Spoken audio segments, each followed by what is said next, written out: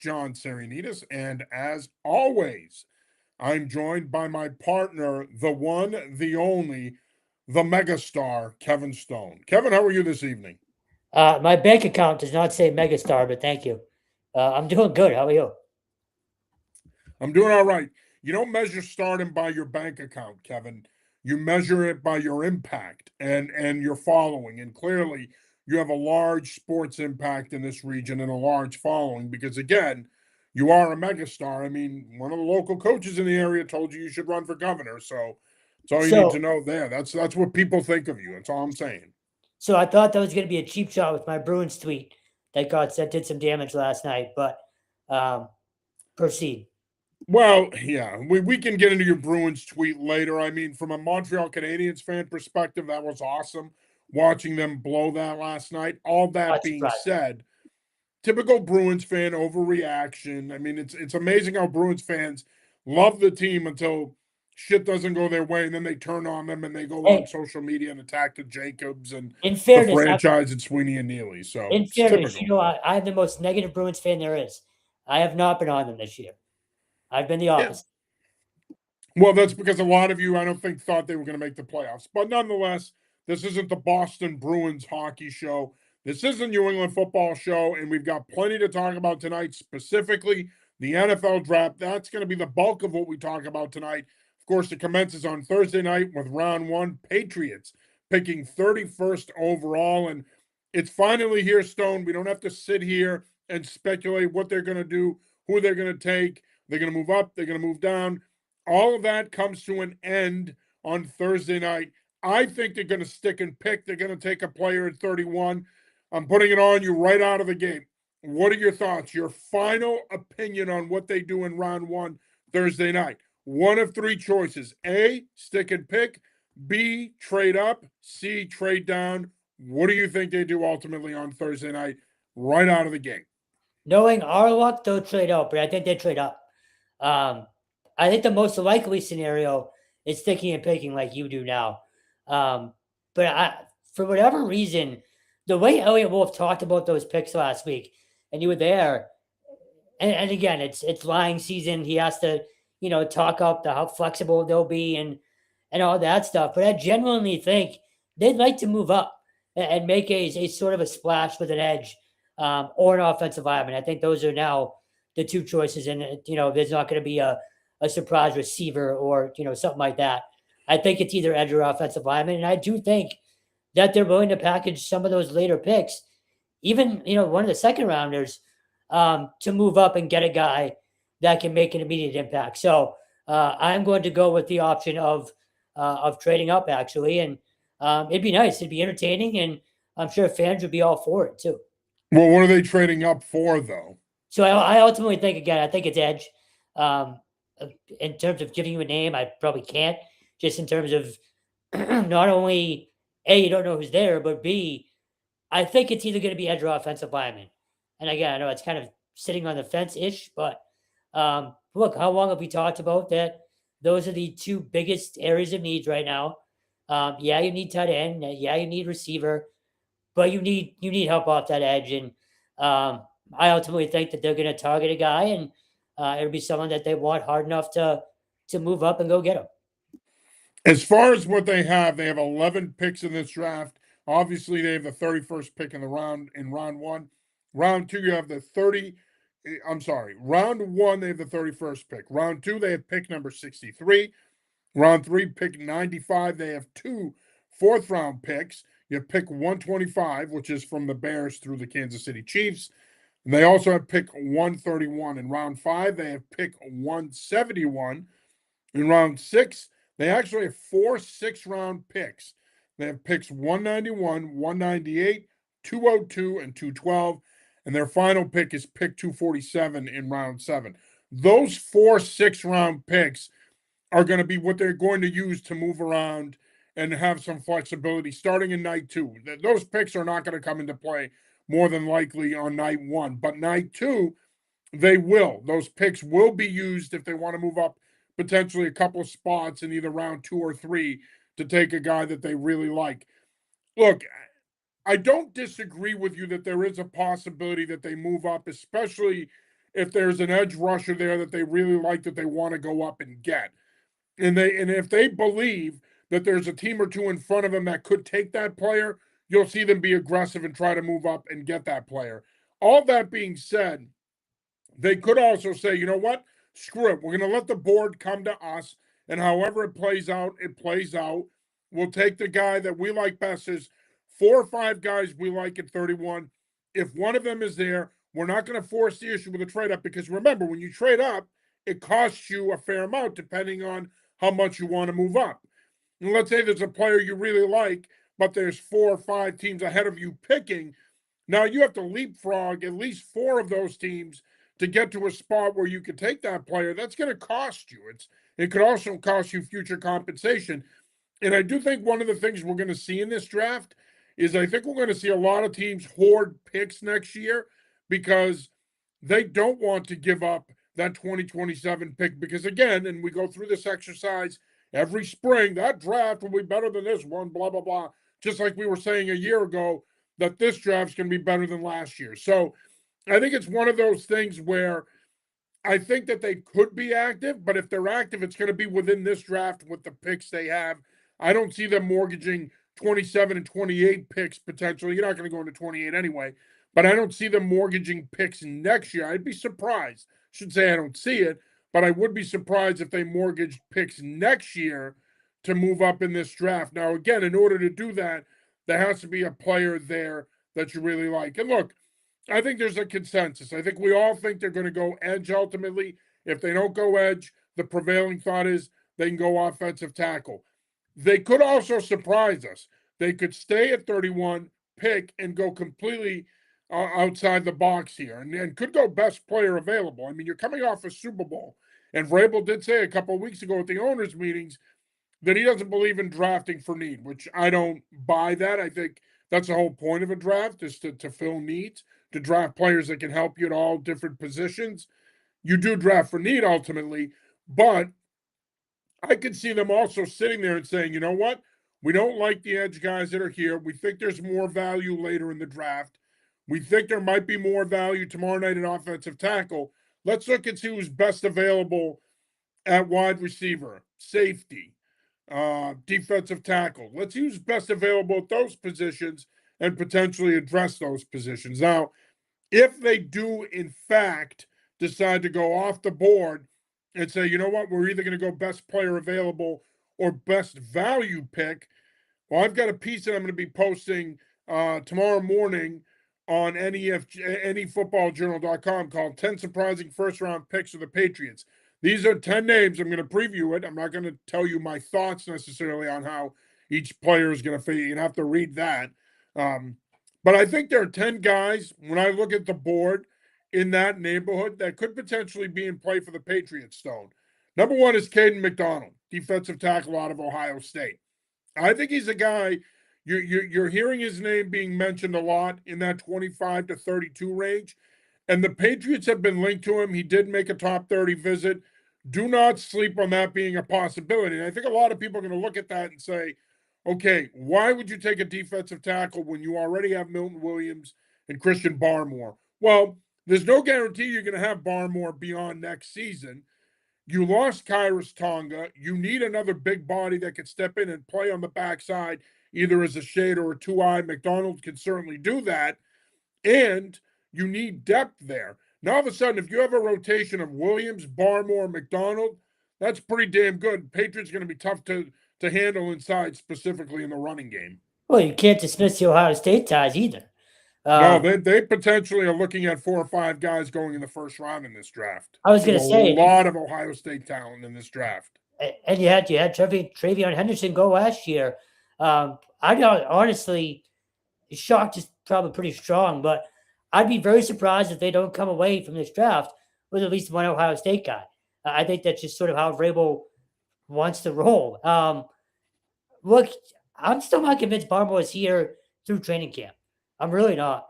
Now, I think a move would probably have to get done this week. No, like I feel like draft picks would be involved, but I've been on the record as saying I'd be surprised if he wasn't here this upcoming season. Yeah. I think he's here in 2026. Now, beyond that, is a different conversation, but I do Sure. think he's a Patriot next season. No, so look, I ultimately think he is going to be here, but I would not be surprised if, look, if a team gets, this week especially, phone calls are made, team gets crazy and decides, hey, let's go take a shot, see if they're willing to give him up. If you get, a ridiculous offer for him, you got to consider it. So I think he's going Well, to be, realistically speaking, and I know where you're going with this, yeah, Cincinnati Bengals gave up the 10th pick in this draft, which blows me away. yeah, it's crazy. For Dexter Lawrence coming off a down year. And look, good player, all pro caliber player, and he's still youngish. He's 28, but they gave up the 10th pick in the draft for him. Now, could you get that for Barmore? Possibly. I mean, to me, Barmore is as good a player, if not better than Lawrence. So you could, in theory, if you put him out there, could you potentially get a middle to late first round pick? You could. But then what's the point of doing that if you're going to put Barmore out there and then just replace him with Caden McDonald? Doesn't really make any sense. That's why I don't think ultimately they move him. No, I hear you. But again, ultimately, that Ohio State tie could, it could sway a decision in the draft room if it comes down to a discussion between him and somebody else too. Yeah, it could. I mean, again, they're going to have a bunch of players that are going to go in this draft, but Caden McDonald is a name to keep an eye on at 31, folks. Again, if they decide we're going to go outside the box here, we're not going to go edge, we're not going to go offensive tackle, that's a guy to keep an eye on if he's sitting there. I think Christian Miller out of Georgia would be another name to keep an eye on potentially if he's sitting there. It's not a given that, again, Vrabel said this a couple of weeks ago, they're not going to draft for need. If we take that at face value, then if they're not drafting for need, what that tells me is they're going to be perfectly willing to take a player that they think, regardless of position, that they think could step in and make an impact and help them win games and potentially try to get back to the Super Bowl. So, well, the way Elliot Wolf answered the edge question last week is what makes me think they generally ultimately end up going with edge. He I only think they do that though if the board shakes out the right way. I'm still going to stand by what I've heard all spring that while they like this edge class, they're not enamored with the shorter guys, the 6'2" guys. Yeah. There's a lot of those in this edge class. So if they go edge at 31, I think it's going to be a Malachi Lawrence, a Zion Young, possibly a Gabe Hawkes, TJ Parker. It's going to be one of those guys, unless a Keldrick Falk fell to them. One of those guys. It's not going to be our Mason Thomas or Cassius Howell or those guys that are explosive, true pass rushers, but they're not going to view those guys as every down guys. So this just randomly popped in my head. How involved is Terrell Williams, do you think, in that discussion? I'm just genuinely I think curious. he's very involved. I think their entire defensive brain trust is involved in it. I think it's Vrabel. I think it's Zach Kerr.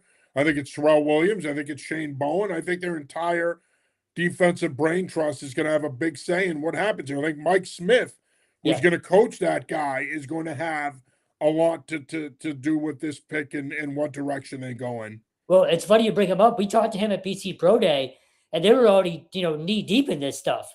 Right. So ultimately, look, I asked that question just because I do think having everybody's, opinion valued is so different than what it's been in the past in that draft room that I do think whatever they do, it's ultimately going to probably be the right decision. Like, you can look at that draft class last year. You really didn't miss. Like, yeah, it wasn't perfect. It never is. But I have a lot of confidence in this this regime as is to get this draft right, especially early on.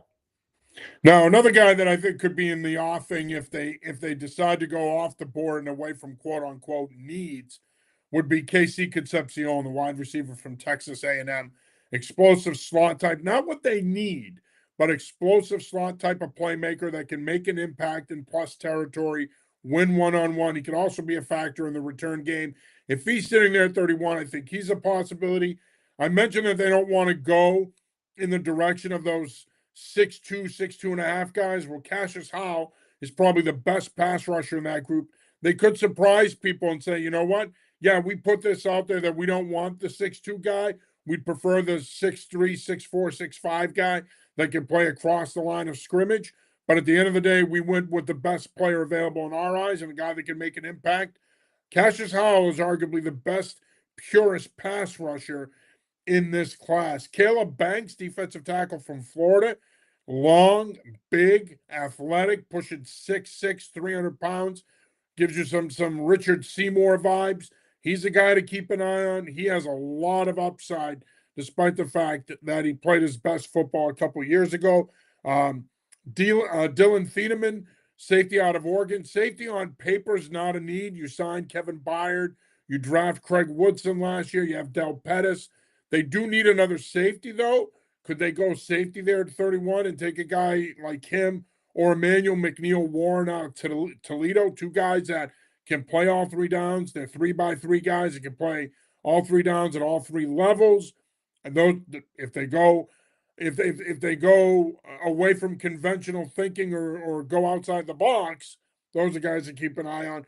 If they want to go offensive line, I'll give you a name that I think could be in play, and that's Chase Besantis, the guard from Texas A&M. Could also play tackle, has played both, but in the NFL, he'll be a guard. Now, I know people are going to say, wait a minute, guard, I don't want to have flashbacks of 2022 and Cole Strange. Chase Besantis played in A&M. Cole Strange was a really good player, but where he came out of, Tennessee Chattanooga, is why a lot of people did a double take with that pick, okay? That's not going to be the case here if you take a Chase Besantis at 31. That'll be right around where he probably should go. A couple of other names that I think would be surprising. Omar Cooper Jr., wide receiver out of Indiana. Good player. Again, that's probably his neighborhood of where he's going to go. But we don't think, especially with the news today, and we're going to get to that in a little bit here, especially with the news today from Adam Schefter, that it appears an A.J. Brown trade is imminent. If that's the case, they probably don't go receiver at 31. A couple of other names to keep an eye on there is outside the box picks. Lee Hunter, defensive tackle from Texas Tech, big wide body who could replace Kyrus Tonga in their rotation. And then another name, a longish corner who would give them some length there and some versatility, and that's Chris Johnson, cornerback out of San Diego State. Again, I think we all universally agree. We think they're going to go edge, maybe offensive tackle, but if they go outside the box, those are some names to potentially keep an eye on. I mentioned that Adam Schefter did report today that the Patriots are, in fact, going to probably at some point here after June 1st trade for A.J. Brown. It appears that a trade is imminent. Your thoughts on that? It's funny. At this point, that report today was like George Costanza meeting with the Mets, but not being able to talk about it. Like there was no meeting. Like yeah, there was nothing new there. So it's kind of odd that it just randomly came out of nowhere that the beginning of draft week, hey, this is probably going to happen, which everybody knew, but it's still going to be June 1st. So like, why today? So the only thing I could think of was somebody called in a favor and asked for someone to throw a distraction out there from this Vrabel story that just won't die, and rightfully so, I guess. It's a big story nationally, but the fact that he reported it and it sort of garnered, breaking news attention, everybody kind of woke up to that this morning. You see it and you think, oh, wow, the trade has been done, or, just the way it was presented. That's how it always looks when something is done.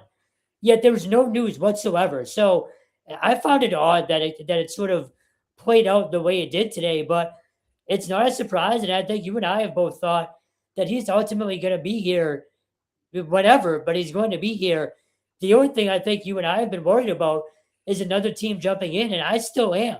Like, there's nothing that says Philly has to trade him to New England on June 1st. So, what's to say that either A, team doesn't blow them away with something for next year, or B, they now want to make the Patriots look bad because of everything that's gone on, and they pull it out.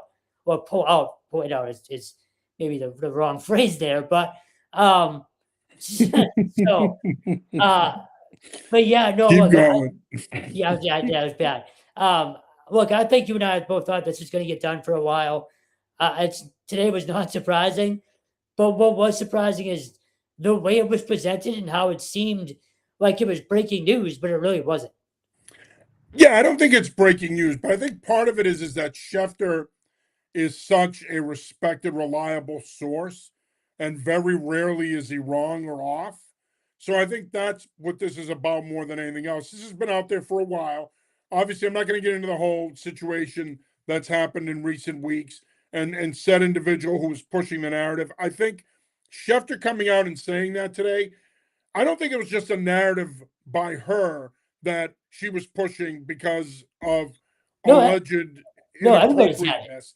I Yeah. think I think there is truth to it. I don't think she lied. I think that the two teams have talked. You can tell that the two teams have talked by listening to Elliot Wolf talk about it. He 100%. hasn't come out and denied that they are interested in him or are pursuing him, right? He hasn't come out No, and said that. no, he gets a smirk on his face every time he's asked about Yes. Yes. So I think this idea that I think what Schefter did today is he reinforced what's been out there for a while. And yes, you're 100% right. You could end up seeing some of these other teams, and we've talked about this both on this show and Patriots Pulse, Kansas City, Houston, Baltimore. All of these teams in the AFC could get in on this. And if they're willing to give up a first round pick in 2027, they could land him. I think the thing is this Philadelphia, and I said this 2 months ago, Philadelphia doesn't have any leverage here. They are not in an advantageous position because even if they wait until June 1st, all that does now is it takes that $40 million cap hit that they're going to have to absorb and it splits it in half. And now they can pay it out over 2 years as opposed to paying it out this year. That's the only reason they're waiting. And the reality is, you know what? They don't have any leverage here. Teams know how valuable picks are going to be in next year's draft. None of those teams, even assuming if Kansas City, Houston, or Baltimore got in on him, I don't see any of those teams offering a first round pick for him. It's not going to happen. And I think Philadelphia knows that. And that's why I think that they've been focused on dealing with New England. Now, Patriots are probably going to have to give up their second round pick next year if they want him.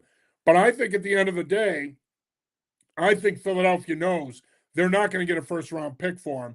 And this is why they're so willing to deal with New England, because I think the Patriots might be the one team that's been very open. And again, I'm not privy to the conversations, but they might be the one team that's been open to the idea of trading their second round pick, which is what I think it's going to take. And ultimately, which is what I think gets it done. Could Go ahead. no, sorry. Is there any scenario where you could see the Patriots pressuring them in to doing it this weekend, just to get it out of No, the way to build the roster? no, no, because unless it's not the Patriots, Kevin, it's Philadelphia, it's Howie Roseman. Yeah, Unless Philadelphia says, screw it, we're going to eat the 40 million this year, no deal is getting done this weekend on that front. They have to be willing to eat the 40 million this year, and they're not. They're not going to do that. So with that being the case, I think it's going to happen after June 1st. Ken Matthias checks in with the news today. What are the Patriots potentially giving up for A.J. Brown? Will it be a second round pick? We just talked about it, Ken, and that is what I think is ultimately what it's going to be. It's probably going to be, it could end up being 3 picks, a second, maybe a fourth, and a sixth or a seventh. But at the very least, I think it's going to be 2 picks. Could also be a second in 27 and something in 28. Who knows? But I definitely think if they don't give up a first, it's going to cost them at minimum 2 picks, possibly 3. So any chance you can get that for the third? no, I don't think they give him to you for a third round pick. I think it's going to take a second round pick to get him. Okay. Yeah, I don't see a third round pick. I mean, honestly, if the Patriots start their offer with a third round pick, I'm sure Roseman's just going to hang up on Wolf. So I don't see that being the case at all. I think ultimately you're going to have to give up that second round pick next year if you want him. And if you're the Patriots, you're in win now mode. Your window is open now. You got to do it. I mean, you know me. I'm a built through the draft guy. I don't believe in giving up picks for veteran players, especially guys that are on a third contract. But I think at the end of the day, they don't have a choice. They're going to have to do that if they want him. And I think that's what's going to get it done. And that's fine. Listen, as long as you have that first round pick, I can live without having a second round pick. But I think anything more than that, I think is too much at this point. Now, I think in terms of the Patriots and what they do the rest of the way, again, as we said to start the show, they're not going to use all 11 picks. They're going to use those 4 6-round picks in particular as trade bait to maneuver around the board. I mean, it comes down to what it comes down to for me is, first of all, you're not going to take 11 players, but they probably will come out of this draft with 7 or 8 players. Question is, who are the players that they're going to target and want to focus on in order to get a deal done? So I think in the second round, I think it'll be interesting because here we are talking about edge, offensive tackle in the first round at pick 31. I think when you look at when you look at pick 63, for those of you out there that want a wide receiver, they could go wide receiver here. But again, with the news today that they're potentially going to add AJ Brown, probably not where they go. This is where I could see them going defensive tackle, though. That there's a good group of defensive tackles, and there'll be a lot of value at that position here. So you could see them go defensive tackle here. You could also potentially see them go tight end here. I think you're going to have a run on tight ends on day 2, specifically middle of second round to the middle of the third round. I think you're going to see a run on tight ends. They could potentially go tight end either with their second round pick or their third round pick. And then day 3, I think day 3 for this team, Kevin, is really about adding future starters and depth, because you're going to have a lot of key free agents after next season. Hunter Henry, Michael Onwenu, chief among them. You need to draft ahead here if you're the Patriots. And I think there has to be a heavy emphasis on offensive line. There has to be an emphasis on tight end. There has to be an emphasis on linebacker. Because, again, Ellis, they almost moved on from him this offseason. Robert Spillane, what are you going to get out of him? Maybe you're looking at 1-2 more good years. So day 3 for them is really going to be about drafting ahead. And I think positions that they're going to target are offensive line, defensive tackle, linebacker, safety. I think those are the positions that you're going to see them really focus on day 3. Well, just to go back to your point about, taking at least 7 or 8 guys, we've said it the last few years, you need to have that core or a core of guys that get second contracts. Like, you haven't had that here in so long. So between last year's draft class and this one, you need at least call it 5 to 7 core guys that are around for a second contract at least. So yeah, you can move some of those picks, and ultimately you should, but they need to come out of here with a few bodies, more than a few bodies. But don't leave quarterback out either. They're gonna have why? I was going to talk about that next. As an offensive guy, I'm still, and this is obviously for our local angle, but I think Joe Fagnano would be a great fit here. And I've seen Mike Reese mention him lately as well in his ESPN piece. And I believe Mark Daniels did too for Mass Live. So that's a name that's getting some traction. But I think quarterback, linebacker, tight end for me. Those are the big 3 between those, between Friday and Saturday. You got to start to lock in and build some depth there. Offensive line depth is always a need. Every team is going to say that. So I wouldn't be surprised if and when they stack that up a little bit. But for me, it's tight end, linebacker, and receiver. But I'm very interested to see what quarterback they bring in too. Yeah, they're going to draft a quarterback. And of course, Elliot Wolf comes from the school of thought that you draft quarterbacks at least every other year, if not every year. Mike Holmgren, his father, Ron Wolf, the Hall of Fame general manager of the Green Bay Packers, espoused to that theory. Bill Belichick espoused to that theory as well. I think I would draft a quarterback in every draft. I just think, to me, quarterbacks, pitchers are the 2 most important positions in North American team sports. You can't win without a quarterback. You can't win without good pitching in baseball. If you don't develop those 2 areas in football and baseball, you don't win. And I think at the end of the day, how late they wait day 3 to take one remains to be seen. I think they're going to draft one and bring in at least one as an undrafted free agent. I did my sales pitch yesterday on Patriots Pulse for Joe Fagnano. I took him in our mock draft that me and John Lyons do. I'm a big believer in him. I think he's going to fit this system. He can play under center. He's played in the gun. We know he's well coached. Old friend Nick Charlton coached him there for a long time at UConn for a year anyway, but he also coached him up at Maine.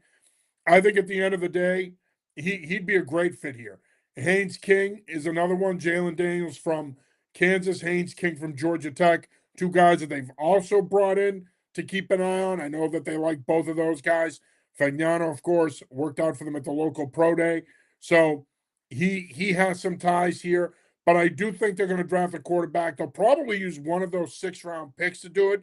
It wouldn't surprise me if they did it sooner, either in the 4th or the 5th round. I don't see the 4th, though, just because I think that they're going to really have to have a guy there that they like, that they feel could be gone by the time they decide to take a quarterback later on. But 6th round is your target round here for the Patriots and a quarterback potentially. Anything before that, I can see 5th round. Anything before that, I think might be too soon.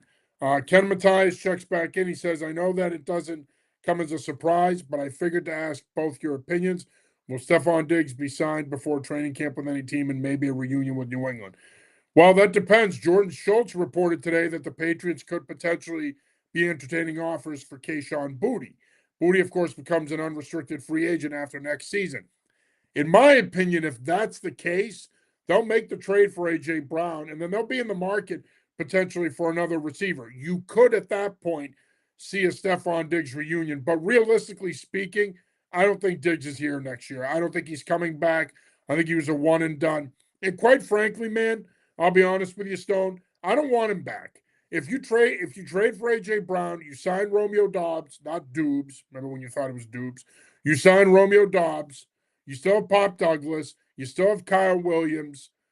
I don't want or need a Stephon Diggs reunion. Now that becomes too many mouths to feed.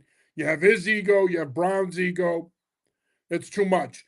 Trade for A.J. Brown and make it about, he gives you that big X receiver you've been missing. Make it about him and Romeo Doubs. You don't need Stephon Diggs back. No, not after what he did for you in the playoffs, which was nothing. And he's 33. You've said this for like a month now. You don't need him back. Again, I'll readily admit that we talk about this a ton, and we did all year. The leadership thing was real. He was huge for that receiver room. The young guys absolutely gravitated. And his numbers weren't bad. He caught 85 balls, over 1,000 yards, at the 4 touchdowns. But to your point, right, he was non-existent in the playoffs, and that's just not good enough. And let's face it, with him, that's kind of been his MO in his career. Yeah, and ultimately, who knows how distracted he was that Super Bowl week as well with all the crap he had going on. But no, I don't think you need him back either. In terms of when or if he signs anywhere, I wouldn't be surprised if he waits through training camp. A guy his age, you don't need to go through camp. He doesn't want to deal with that crap. So, well, he's going to want to sign. I think if he could sign before. But you know what I mean, though. Like he's not in a hurry to go deal with the what's the word I'm looking for? The monotony of training camp. So if he has to wait it out, I think he'd wait it out. That's all I'm saying. I don't think it's going to be up to him. I think ultimately it'll come down to whether or not teams are interested. Yeah. But I don't think he's going to look at it as, I'm 33, I don't want to go to camp. That shit doesn't fly anymore. Guys don't operate that way. The only way they're going to hold out is if the money's not working for them and they want to raise. I don't see him saying, I'm going to wait until the end of camp to sign. He can't do that. He needs as competitive a market as possible so that he can get multiple offers. I don't see him waiting it out. If he's not signed by camp, it'll be because teams haven't signed him. If he's done, you think he's done? I don't think he's done. Yeah, just because I think he could have a potential opportunity to sign during the season, and he's still only going to be 33 ahead of next season, the 2027 season. So there is a possibility he could sign next off season, but he'll sign eventually. I think he signed somewhere, just a matter of when. Now, again, I'm not ruling out a reunion with the Patriots. The Patriots themselves haven't ruled that out. But realistically speaking, if you're seriously going to trade for A.J. Brown, do you really need Stephon Diggs? Do you really need another mouth to feed? Do you need to feed another diva? Because that's what he would be here now. A.J. Brown, part of the reason he wants out of Philadelphia is he's not enough of a focal point in the offense. I don't think he's going to want to come to a situation like the one he's coming from where he's going to be dealing with another receiver that's going to command as many targets as he wants. No, I'm with you. And look, if Odell Beckham is getting a look and probably going to get signed, after what we saw at Diggs last year, you can do worse. So I'm with you there. I think Diggs should be playing for somebody in the league in the fall. I agree. 100%. Yeah. And I would sign Stephon Diggs a million times over Odell Beckham Jr. I know a lot of people got goosebumps and lathered up when he played well in the meaningless flag football thing on Fox. That doesn't mean shit. Who cares? You could have gone out there and played well in that stupid thing. Hey, that's not grounds for signing the guy. I was in a youth flag football league. I was a sick running back. Right. What were you doing? Running the tee back onto the sideline after kickoff? Is that? I was a linebacker or a running back. Oh, right. Yeah, You must have been a spitting image of Dick Butkus. yeah, I was. I mean, you were a monster of the Midway. You played with that ferocity like Yep, he did. Yeah. not very Kevin serious. Butkus. Buckets and Sanders, that was a band. Yeah, well, I can see the resemblance. By the way, do you think they trade Booty? Uh, mm, I think no. yes. I think if the right deal comes along on Saturday, I could see them trading him. So I don't love the idea just because of the chemistry him and May developed early in May's career. He's been sort of his guy. Um, but I feel like it's going to head that way. Like you saw Booty, and again, I know it's voluntary OTAs, but you saw he was on the beach today. That might turn into something later on down the line, heading into training camp, I think. So it's something to watch. I'd like to think they don't because, look, he completely turned his career around. He wasn't going to be here last year, and ultimately was a huge part of that Super Bowl run. So, um, for the offense's continuity's sake, I hope he's here, but I don't feel like that's a guy that's going to be willing to play ball either. He's going to want to get paid at some point. So we'll see. Do I think they do? Ultimately, no. But I think that's maybe more me hoping it doesn't happen. Probably will. I hope it doesn't. I think it's a distinct possibility, especially if they're going to trade for Brown. Again, it goes back to what I said about bringing Diggs back. You have too many mouths to feed. And ultimately, offenses get stagnant when they try to make people happy and they try to get the ball to too many people, especially later on in the season. You want to be able to get the ball to the guys you know are going to make plays for you. He's going to be a free agent after next season. I think if the right pick comes along, his value is never going to be higher if you're the Patriots. So I think if the right offer comes along and it's the right pick this weekend, I could see the Patriots making a move. If a team calls up and says, "Hey, we'll give you a fourth round pick for him," I think the Patriots are more than willing to listen. Now, for Kayshon Boutte, he's a starting caliber F or Z receiver in this league. So there's going to be interest there. And I think again, if the Patriots look at that interest and say, okay, what does that add up to in terms of a draft pick? If let's say again, it's an early day 3 pick, I think they're going to be more than interested in potentially moving him because again, if you're going to trade for Brown, you have Dobbs, you'll have Henry, you'll have Kyle Williams, you'll have Pop Douglas. You still have a lot of mouths to feed, and I think at the end of the day, ultimately, what's going to and don't forget Matt Collins. What it comes down to is they're going to look at this and say, you know what, we can fill another need with that pick. Let's take that pick. Let's trade him. Maybe you can use that pick in the AJ Brown trade. Who knows? Bottom line is, I think there's a very good chance that potentially he's gone this weekend and not a member of the Patriots. And look, I know everybody's making a big deal out of his Instagram post, but hey, for all we know, maybe he knows that. Maybe he knows, you know what? I'm more than likely done in New England. I'm in no hurry to show up. Well, I will say this regime seems like they're very good at communication. So to your point, maybe he does. Maybe they've had that conversation already and they said, hey, we're going to look and try to find something. We'll let you know around draft time. Ken checks back in. I heard the Falcons could be moving Kyle Pitts. Would you want New England to attempt to trade Yes. for him? I haven't heard that. I don't know If where it's you're true, getting that yes. from.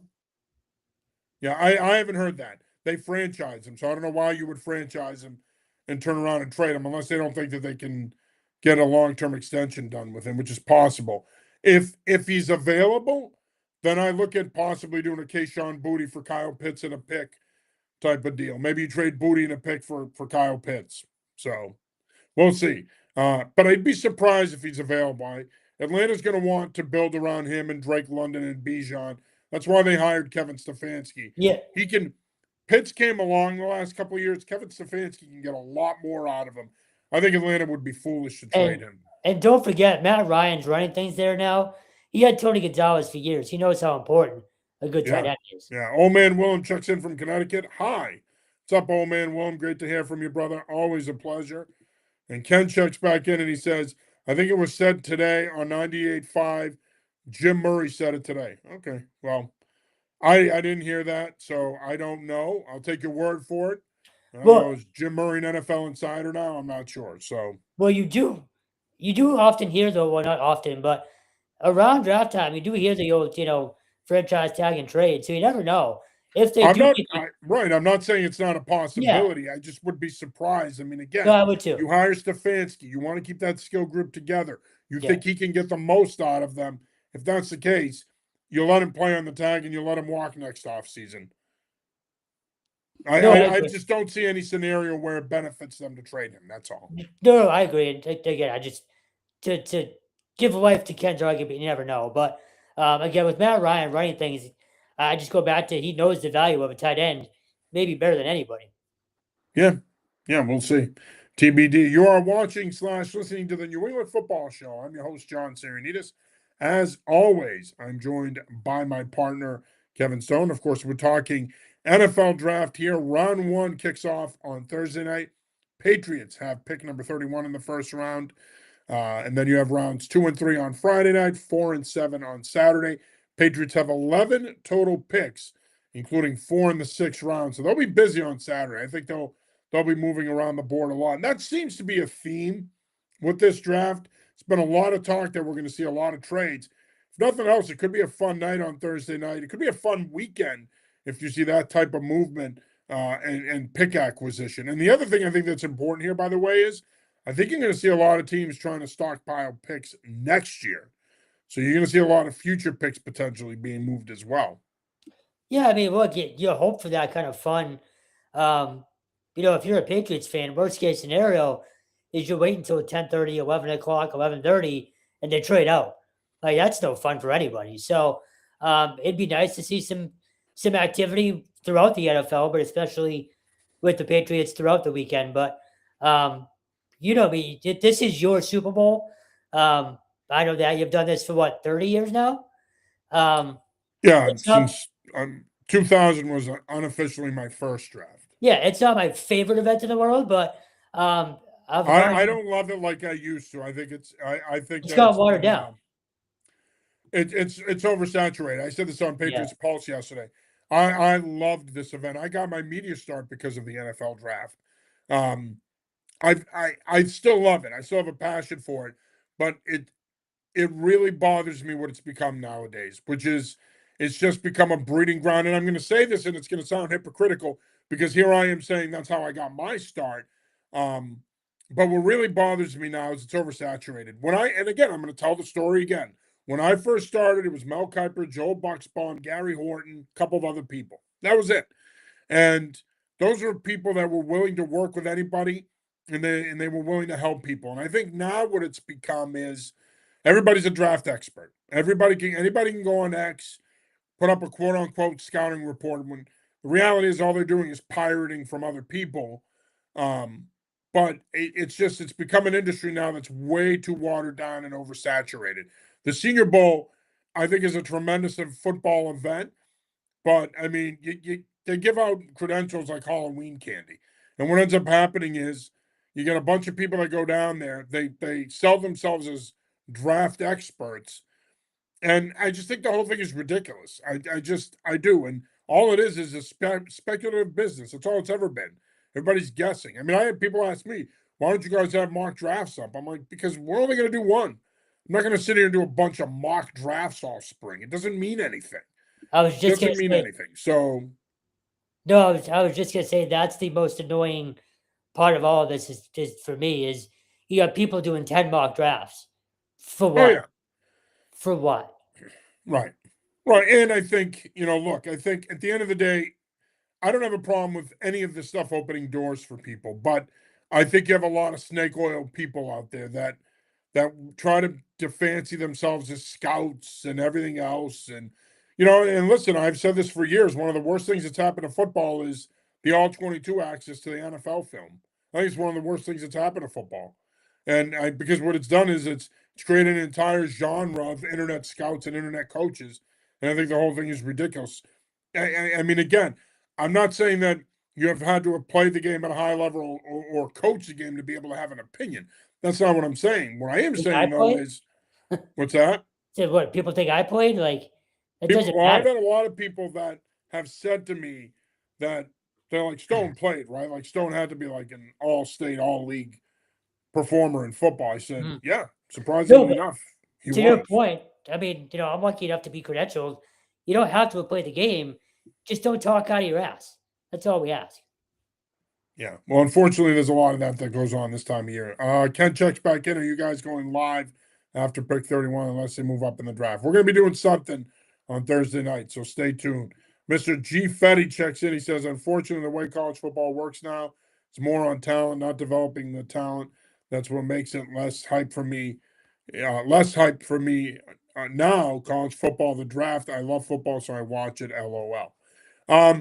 I think that Mr. G. Fetty brings up a great point, one that we talked about yesterday on Patriots Pulse, and that is the transfer portal is going to change the way that the draft operates and the draft works. And it's going to change things because, guys are getting paid. They're not coming in wet behind the ears, never made any money, hungry to have success and make it in the NFL. Guys will still feel that way, don't get me wrong, but these guys are not coming into the league the same way they were.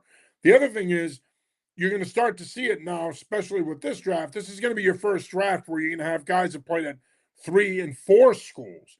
Up until this year, you might have had guys that played in 2, maybe 3 in some instances.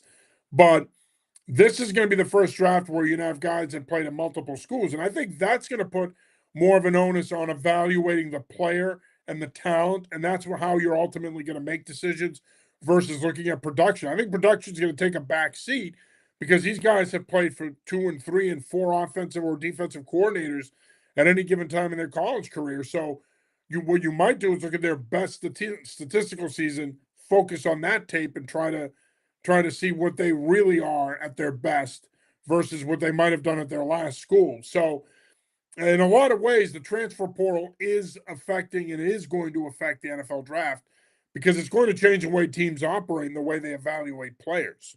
So I hadn't really thought of it until you were just talking about it. But in terms of like the interviews, well, guys will have now, gone on however many recruiting trips. But if you're, transferring schools 3 or 4 times, they have now experienced the interview process. So I think guys can now, to your point, when they're going through those pre-draft interviews and teams are trying to get to know them, they can BS their way through it because they've gone through the fake job interview of going to another college. So I guess that's one way it changes. And then the other way too is, not facing adversity. How many times do we talk about guys making a jump with 4 schools because they couldn't beat out someone for a position? Well, if they happen to make it to the NFL, what happens when they're 4th string and have to work their way up? So you're right. It's there's a bunch of stuff that sort of goes into it that I'm not even sure people have sort of thought of yet. No, it's going to change the way teams operate. It's going to change the way the draft works. You're also going to see it in the later rounds. It's not just going to be the first round guys. You're going to see with the middle round guys too that are going to say, well, wait a minute, I could stay in school an extra year and make $5, $6, $7, $8, $900,000, or I can go play in the NFL and make that over the course of 3 years. You know what I mean? So I think guys are going to stay in school if they can get the extra year or another year. They're going to stay in school and make that extra money and then take their chances with the NFL. And yes, I mean, there's some injury risk there, but I think that's going to be the other side of this. I mean, it's what's happening in college football right now is going to have it's had a trickle down effect with high school recruiting.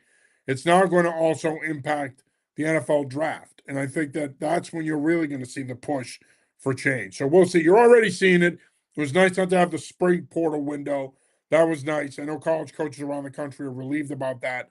So I think that's huge, limiting it to one window a year where guys can move.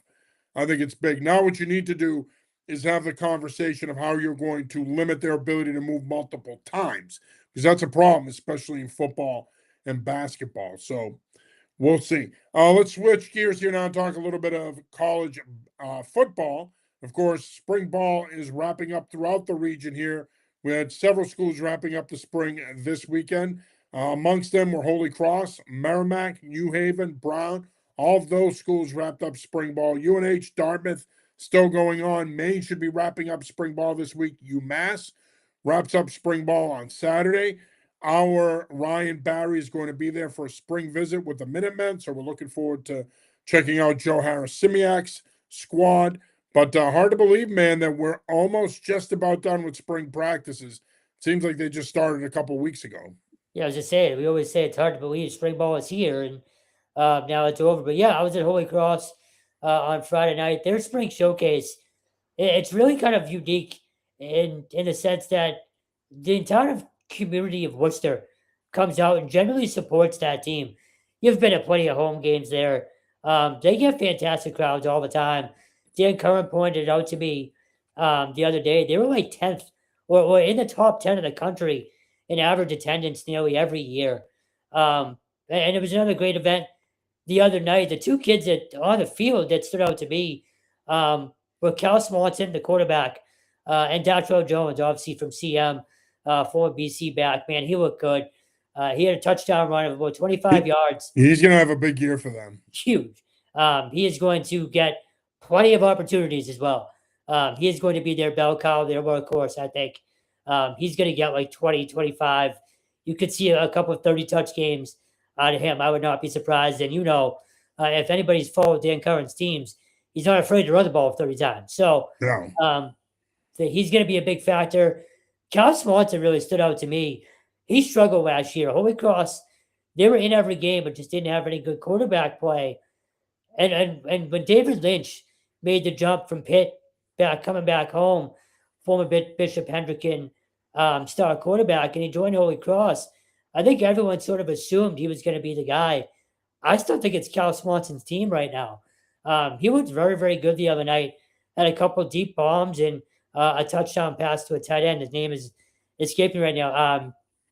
Game time, I want to say, but I think I might have that wrong. But he's going to surprise some people this year. And as always, they're just big up front on both sides. They always are. It's the Holy Cross mantra, if you will, regardless of whether it's Chesney, whether it's Dan Curran, they're always going to be big in a problem up front. So they look good. I think the offense ultimately is improvement mode still, like any offense really is this time of year. The defense is always ahead, but I said this after our spring visit. There's no reason why they shouldn't be right back in the thick of the Patriot League race again. Yeah, and the Patriot League, that's going to be much tougher this year yeah. with the addition of Villanova. You already have William and Mary and Richmond jumping over as well. So Patriot League's going to become much tougher now. And of course, you had Lehigh last year, who was really good. Lafayette's been good through the years. Bucknell's had some teams. Fordham has had some teams. So it's going to be an even tougher league now with those schools entering the Patriot League. Of course, Armukala Kabongo also visited with Merrimack on Friday night. Warriors wrapping up spring ball. Looks like that quarterback competition is going to carry over into the fall. But typical Merrimack, man, they've got some really good talent at other positions across the board, specifically on defense. Yeah, another team where they're just huge up front on both sides. Mike Giannetti just sort of carried over that Dan Curran DNA when he was there. So, again, we keep talking about this, though. It's so hard to get a read on Merrimack because like they'll have a big win or two early in the year, but then they struggle to find consistency. And I ultimately think that just stems from you can only recruit so many players that will play for a team that doesn't have a conference. And I know people just want to dismiss it, and coaches do their best to work around it in recruiting, but until they can get back into a conference, there's a ceiling there for them, and I'm just not sure where it is. Yeah, I agree, and I think that eventually the rubber's going to have to hit the road here with them in a conference. I mean, I know that they wanted to emphasize basketball by making this move and going to the hockey MAC, team, the other MAC. Yeah, hockey team just won Hockey East too. Right, but at the end of the day, here's the thing: it's in most cases, football is the straw that stirs the drink. And you need to be in a conference in football. And if you're not, it's hard. I get you want to be in a conference where you have a shot at making the NCAA tournament in basketball. Totally understand that. But I mean, again, at some point, you can't just keep playing an independent schedule. But here's the sad reality, Stone. And this isn't a criticism of Merrimack, but they're going to continue to play this schedule because you can get those money games. And that's what it comes down to. People don't realize that those money games in football are vitally important for these athletic departments. They need those games in order to make ends meet. Without those games, it's hard to fund some of these other sports. So when your football program goes on and brings home 500,000, a million even, they're bringing in that kind of money. That's going to pay for a lot of coaches and a lot of sports programs to continue to function. And you see it. There was somebody had put out Penn State's financials from 2024, and Penn State's by no means a basketball powerhouse, but I mean, basketball barely made a profit. Football was the only sport at the school that made a profit. Every other sport was in the red. They didn't make a profit. I mean, what does that tell you? I think if the only other one I think might have made a profit, and I have to go back and look at it, is hockey. But outside of that, I mean, that just tells you everything you need to know, man. So at the end of the day, going back to your original point about them being in a conference, I do think ultimately they're going to need to get into one. And I felt all along it would be the Yeah, CAA, but yeah. apparently they don't want to go into the CAA, and the CAA doesn't want to take them because they would want them as a full member. And then the other thing I heard was it's a facilities related issue as well with the CAA. So we'll see. I mean, Sacred Heart, Sneaky has some really good facilities, and they're going to be making some upgrades. Brian obviously made a bunch of upgrades to move into the CAA. But I think for Merrimack, they're stuck in the sense that they might be an independent for a while here. And I don't think this is something that gets resolved anytime soon. I made the trip to Brown on Saturday. I actually made 2 stops. I went to Brown's final spring practice of the spring for a spring visit, and I also went to the Bryant spring game. As far as Brown is concerned, man, I got to tell you that Penner Field house that they opened up this winter, holy shit, is that facility impressive? I mean, 80 yards, brand new weight rooms. It's an FBS facility. I'm not kidding when I say it. It has the look and the feel of an FBS facility. It is a game changer for them. And quite frankly, they're the only ones that have that right now in the Ivy League. None of these, I mean, Dartmouth has an indoor, and I think a couple of the other schools do as well. But they have a real advantage up here when it comes to Ivy League football now with this indoor facility. It's going to attract a lot of quality student athletes for Brown football to recruit now because you have this. It's a game changer for them. Well, I was just gonna say it's all about recruiting now. Facilities are everything. Like we joked about the Patriots facility last week, but we were lucky enough to see it, and they're catching up to Division 1 teams. But it's what you need now to get a certain type of athlete. And we always talk about, recruiting in the Ivy League is so hard because it's all the same type of kid. They're all looking for the same stuff, and they're all, mostly have the same background and all that. So if Brown can up the ante with facilities, look, I've seen Yale and Harvard really doesn't have them. Their weight room is not great, to say the least. And we love Harvard. Everybody that knows us know that we appreciate our time with them and all that. But the other Ivy League teams probably blow Harvard out of the water when it comes to football specific facilities and weight room and stuff like that. So um, if Brown doesn't have to play catch up to Harvard and Yale, and they can kind of lead the way. And I won't leave Dartmouth out of that either. Or hell, even Princeton for that matter. Then you're gonna have a leg up. So it doesn't win you games on the field, but we said this when they were starting to build that, how important it was going to be, and now that it's here, hopefully it pays dividends. I think it's going to pay huge dividends for them. I mean, I think James Perry and his staff already do a really good job in recruiting. I think now this is going to give them an opportunity to compete with some of the kids at Harvard and Yale and Dartmouth and Princeton and Penn get. I think it's going to put them in that conversation now. Because when you look at the Ivy League, right or wrong, it's tiered, right? You have Harvard, Yale, Princeton typically at the top. Dartmouth is probably, they go between the top and the middle. But in recent years, I would say they've been in the top, but typically they would be tiered with Penn and and then you have the bottom tier, if you will. And again, this isn't me trying to disrespect Brown in any way, but No, it through is the what it years, is. it's been Cornell, Columbia, Brown. That's the bottom tier of Ivy League football. And again, I think when you look at what this facility does now, it puts Brown in a position where they could compete with the upper echelon schools for kids. So I think it's huge. As I mentioned, I also stopped over at Bryant, and Bryant wrapping up their spring with their spring game. Quarterback Brendan Meyer did not play, but Elijah Oki, the the quarterback out of Wake Forest, the transfer. I thought he looked pretty good dual athlete. Dual threat quarterback who could do some different things. He can really sling it, but he can also run the football as well. Brian, I thought, did a pretty good job offensively running the football in the game. Defensively, Brian's going to be young, going to replace some key cogs like Michael Lottie inside, but Nathan LaPlante from Taunton comes back. He should be a factor for them up front. They'll be all right on defense, but as Chris Merritt reminded me again on Saturday, he said, look, we're young, and it showed. And even the guys that they brought in, some of the guys they brought in the portal that were there this spring, they're young. They have multiple years of eligibility. So, I mean, again, I know Brian football fans may not want to hear this, but this is going to be a young football team once again. I feel like we see it every year now. But on the flip side of that, though, and I think we talk about this a lot last year with Brian, just the comfortability of being in that conference in a steady position, I think helps them. Like, there was just sort of an uneasy feeling within that program because there was just so much bouncing around from conference to conference for like 3 or 4 years. And Mary used to talk about it all the time. Now that there's just some I could speak, some stability there, and a new crop of kids within the portal that's adapting to the culture. And as young as they all got a ton of playing experience last year. So combine all of that, and they could surprise some people. I don't want to say they're going to go through growing pains because they have been for a while now. Like it feels like one of those years where they got to be like 500 at least.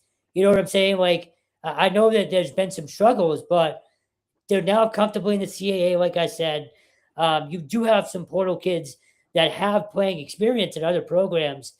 They're not going to be, top of the CAA, but I feel like they should be in the middle. They should be what Maine was last year. I'll say that.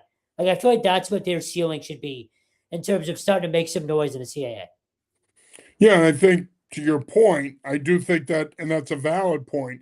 They do need to take the next step, and the reality is they've been trying to take that next step the first 2 years in the CAA, but I think they will tell you as well. I think Coach Mara, I think the coaching staff will tell you it's important that they take that next step this year because, again, you need to start having success. The school's made a commitment to football and investment in the facilities. You need to start having some success. Switching gears here to high school football here before we wrap up the show for this week. Couple of news and notes. Mekhi Brown out of Greenwich, Connecticut, committed on Friday to USC. Big commitment out of the area. Brown played at Greenwich Country Day, so congratulations to Mekhi Brown. Also, Jeremy Seedy, running back from Bishop Hendricken, commits to Army. I had a chance to speak with Jeremy, so I'll have an interview up with him on tomorrow. It'll be up tomorrow, but we spoke with him last week. And congratulations to Coach Rabbit, who leaves Kipp Academy to take over at Wakefield High School. We were trying to confirm that. Casey DeAndre, longtime Holy Cross and UNH assistant, East Bridgewater High School football playing legend, is the new head football coach at Thayer Academy. So a lot of continued hires in the football world and some recruiting news as well. Yeah, and it's not going to be the end of it either. Now, I think we've joked about this for the last month or so. This is the most high school news in an offseason I think we've ever had, at least since I've been covering high school sports going back to 2008. It's been crazy, all the openings. And granted, the recruiting news is always sort of buzzing now, but it's crazy. And just real quick, it's sort of a segue, I'm assuming, for our final thoughts. Just the shot for life yesterday. Brody Zolak from King Philip. I'm sure you were happy to see that. He had a great day. But just props to that event every single year, what it's become. They've raised over $80,000 for cancer research, and those guys just need to be commended, especially those that participated in and dealt with the elements yesterday. And Tom O'Brien for covering it too. I feel like every year it rains on that event now too. Like every single season. It's raining for that thing. But props to all those guys as well. And the league is ramping up too. So we're going to have plenty of coverage of that as well. Yeah, we'll have some preview stuff, not this week, but next week. And of course, they will be kicking off not this weekend, but the following weekend. So if your son is playing in the league, make sure you follow along with New England Football Journal. We are going to be covering the league exclusively. So we'll have previews and we'll have coverage of all the games as well. Yeah, anything else? Did I forget anything before we wrap it up here? Nope. People are going to be sick of us by the end of this weekend, but we'll be live from Gillette at some point Thursday, and everything else is TBD for the weekend. But we will have plenty of draft coverage along with everybody else in the market. All right. All right, Stone, great job as always. That'll do it for this week's episode of the New England Football Show. For Kevin Stone, I'm John Sarianides. Till next time, peace.